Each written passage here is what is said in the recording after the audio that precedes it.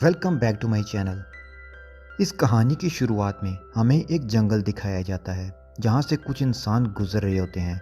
लेकिन उस जंगल में रहने वाला एक चीता जिसका नाम शेर खान था, वो इन इंसानों पर अटैक कर देता है। वो लोग वहाँ से भागने की कोशिश करते हैं, लेकिन शेर खान कुछ इंसानों को मार देता है। मगर इस हमले में एक बच्चा जिंदा बच जाता है जो बगीरा नाम के पैंथर को मिल जाता है।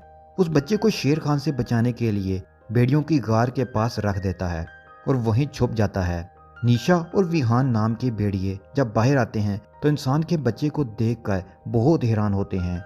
निशा उस बच्चे का जिस्म चेक करती है। उस बच्चे की बॉडी पर एक भी जख्म नहीं होता और उस बच्चे को पालने का फैसला कर लेती है। तो तभी तबाकी नाम का लगड़बगा हाइना वहां आ जाता है जो उस इंसान के बच्चे को देख लेता है और शेर खान को उसकी खबर देने के लिए भागने लगता है। ये देखकर निशा अपने बेटे की हिफाजत करने के लिए सभा यानी मीटिंग बुलाने जाती है ताकि भेड़ियों की पूरी टोली इस इंसानी बच्चे की हिफाजत कर सके। तमाम भेड़िए एक जगह इकट्ठे होते हैं जहां निशा भेड़ियों की टोली के लीडर अकेला को बताती है कि मुझे एक इंसानी बच्चा मिला है और मैं इस बच्चे को अपने बेटे की तरह पालना चाहती हूँ।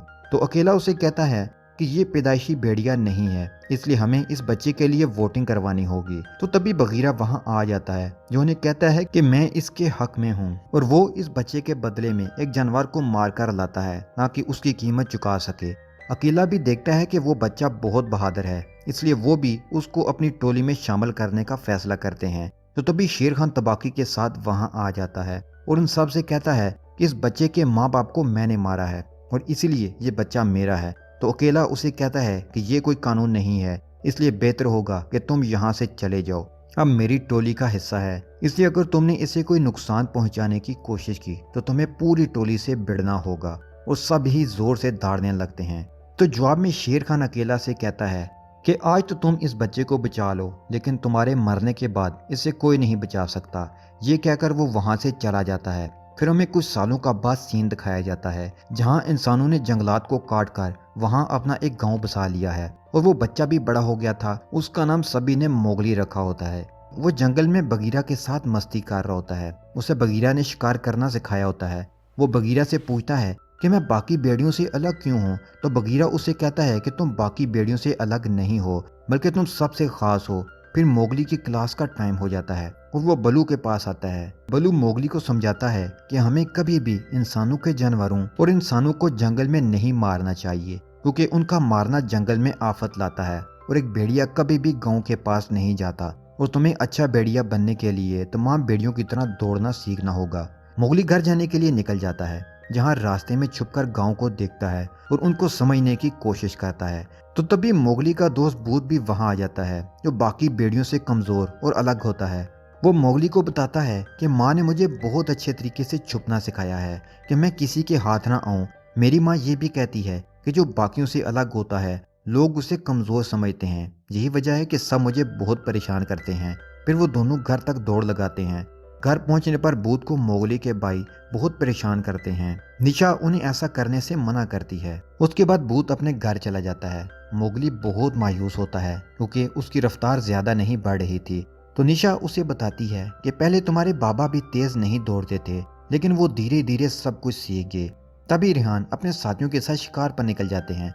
वहीं मोगली और उसके साथियों को बलू दौड़ की प्रैक्टिस करवा रहा होता है। भेड़ियों के रिवाज के मुताबिक बच्चों के दरमियान दौड़ का मुकाबला होने वाला था, इसलिए बलू सभी भेड़ियों को बताता है तुम सभी दौड़ लगाओगे और बगीरा शिकारी की तरह तुम्हारा पीछा करेगा और जो उसके हाथ लग गया वो हार जाएगा और उसे टोली से बाहर निकाल दिया जाएगा। सभी इससे काफी डर जाते हैं। तो बलू उन्हें कहता है कि तुम्हें डरने की जरूरत नहीं, क्योंकि आज तक बलू का कोई भी शागिर्द हारा नहीं है। मगर मोगली भेड़िया ना होने की वजह से जल्दी ही थक कर पीछे रह जाता है। वो पानी पीने लग जाता है और तभी बंदर उसे फल का लालच देने लगते हैं, जिससे मोगली भी उनके पीछे जाने लगता है। लेकिन तभी बलू उसे पकड़ लेता है और उसे समझाता है कि बंदर बिना कायदे के होते हैं, जो कां के अलावा और किसी से नहीं डरते। तो बलू बग्गू से पूछता है कि कां कौन है। तो बलू उसे बताता है कि वो बहुत ज्यादा खतरनाक और तेज पाइथन है जो कि इतनी पुरानी है जितनी कि ये जंगल और वो आने वाले कल और गुजरा हुआ कल दोनों देख सकती है। मोगली वहां देता है कि गाय की लाश पड़ी हुई है जिसे शेर खान ने मारा था। वहां उसके पंजों के निशान भी थे। ये देखकर भालू से वहां से ले जाता है और रात को भेड़ियों की मीटिंग में इस बारे में बताता है कि शेर खान ने जंगल के कानून तोड़े हैं। उसने गाय को मारकर जंगल में छोड़ दिया ताकि वो हमें डरा सके। तो सभी भेड़िए अपने लीडर केला से कहते हैं कि ये सब इंसानी बच्चे मोगली की वजह से हो रहे हैं और इसी बच्चे की वजह से शेर खान हमारा दुश्मन बन गया है, इसलिए हमें मोगली को यहाँ से निकाल देना चाहिए। लेकिन अकेला ऐसा नहीं चाहता था, इसलिए उसने फिर से इस बारे में सोचने के लिए थोड़ा वक्त मांगा।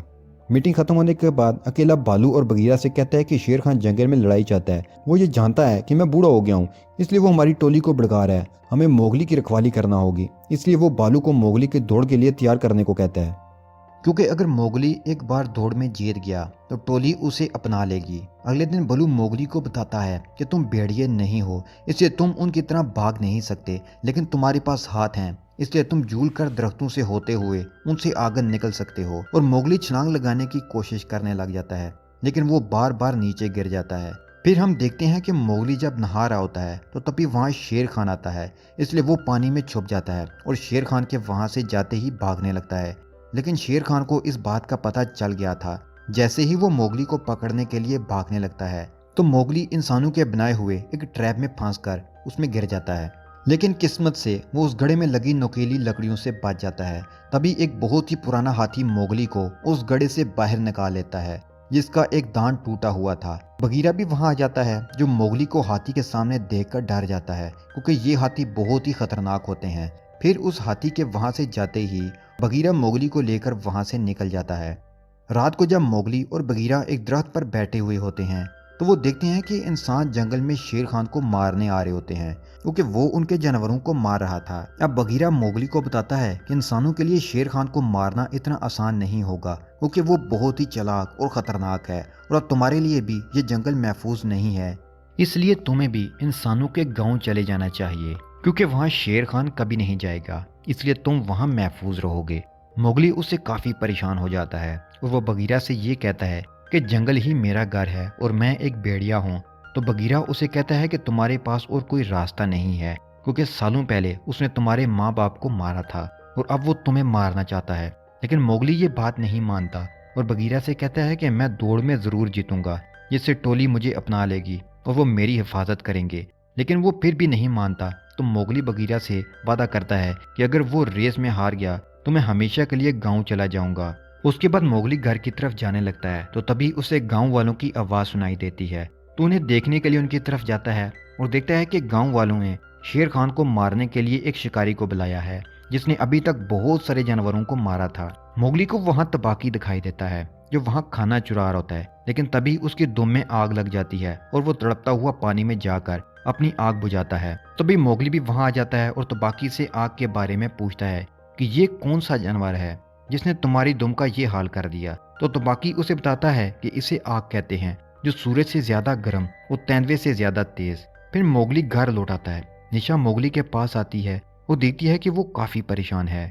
मोगली उन्हें बताता है कि बचपन से ही मेरा एक सपना रहा है कि मैं एक भेड़िया बनूं, ताकि सब यहाँ मुझे अपने बराबर का समझें, और मुझे कल दौड़ में जीतना ही होगा, जिससे मैं ये साबित कर पाऊंगा कि मैं उनसे अलग नहीं हूँ। तो निशा उससे कहती है कि ये तुम्हारा घर है, चाहे कुछ भी कहे तुम हमेशा मेरे बेटे रहोगे, और इस सच को कोई नहीं बदल सकता। अब अगले दिन वो घड़ी आ जाती है जब दौड़ के लिए मुकाबला शुरू होने वाला था। अकेला सभी से कहता है कि तुम सभी से सबसे पहले जो पहाड़ पर पहुंचेगा वो दौड़ में जीत जाएगा।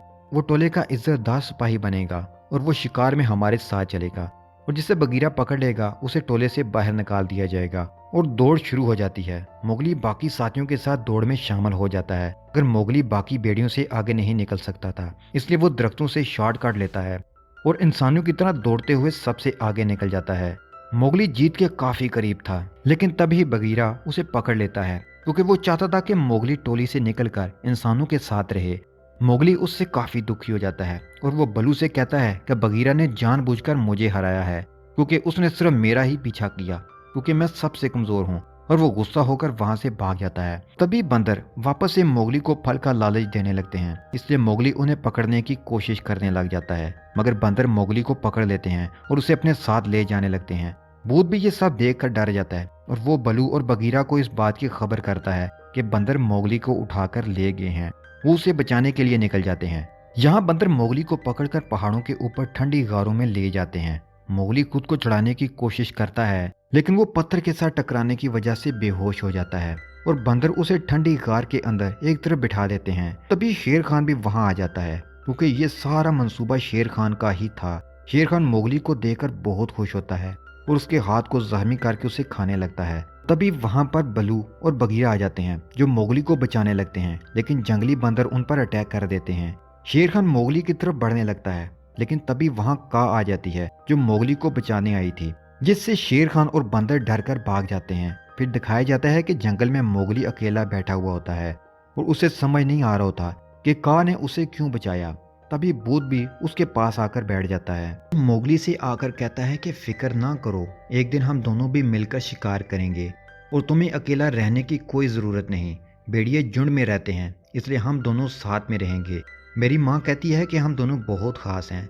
तो मोगली उस पर गुस्सा करता है कि हम दोनों कोई खास नहीं हैं, हम सभी भेड़ियों से अलग हैं और तुम्हारी माँ तुम्हें सबसे खास इसलिए कहती है कि तुम अपने आप से नफरत ना करो। भूत इससे काफ़ी हट होकर वहाँ से चला जाता है।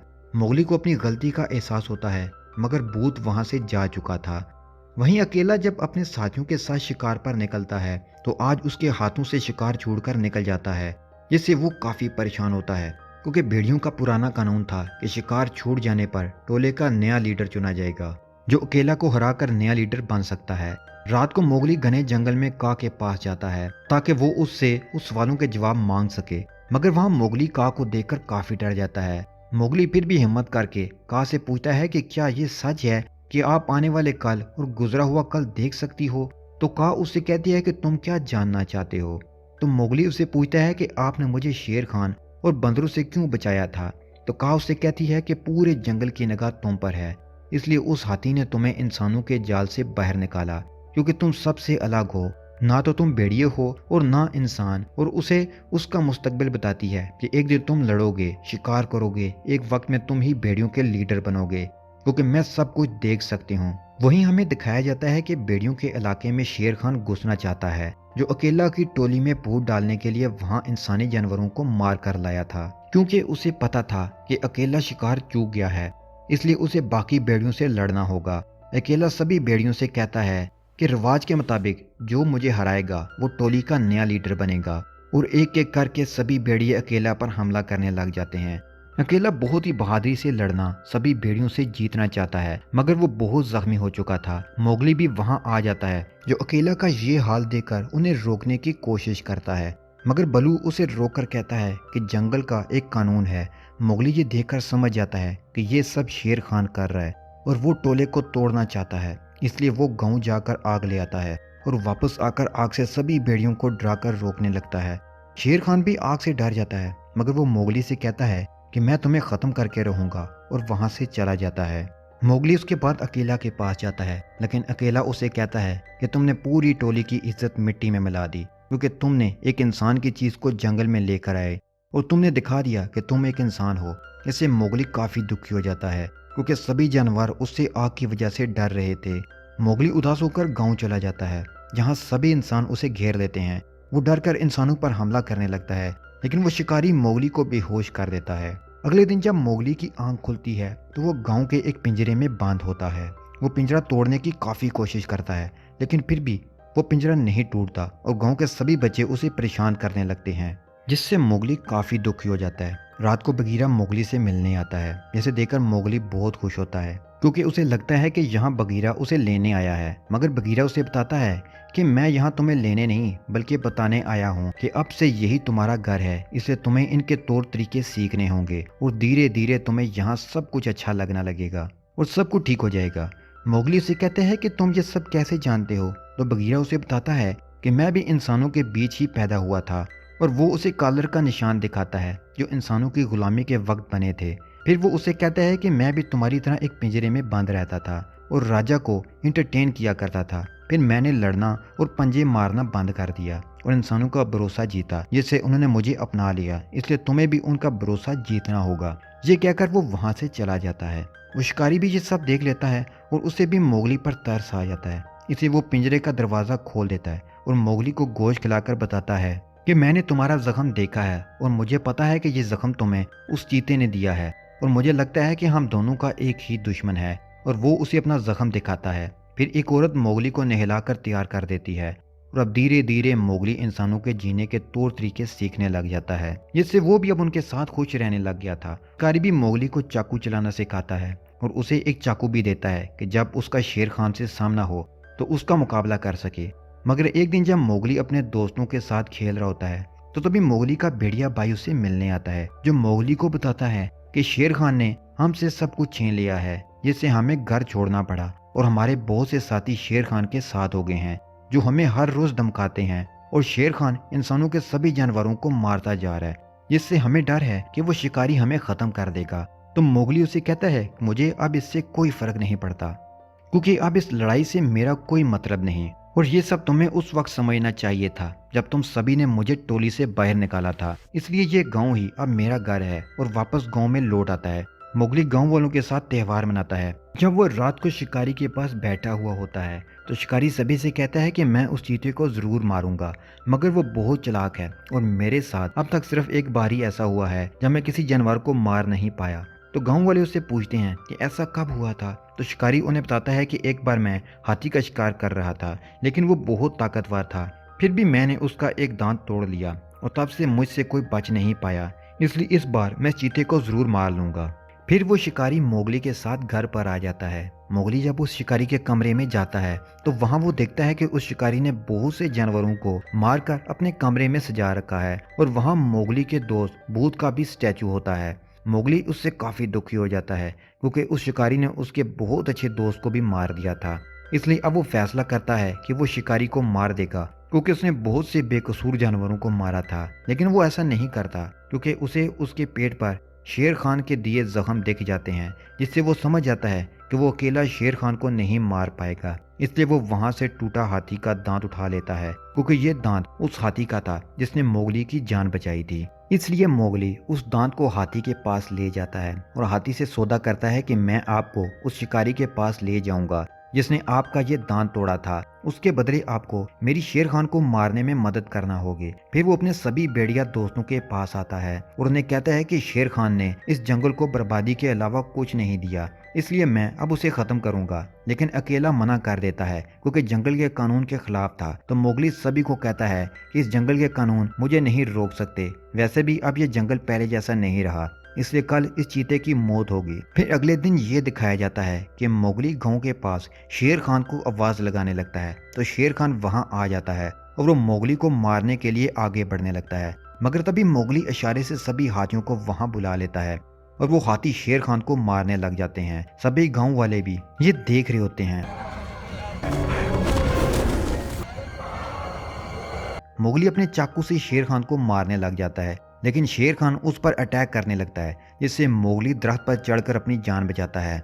शेर खान उसे पकड़ने की कोशिश करता है, लेकिन वो उस दरख्त में फंस जाता है और मोगली अपने चाकू को शेर खान के जिस्म में घुसा देता है। तभी वो शिकारी वहां दरख्त पर हमला करता है। तो मोगली हाथी से कहता है कि ये वही शिकारी है जिसने आपका दांत तोड़ा था।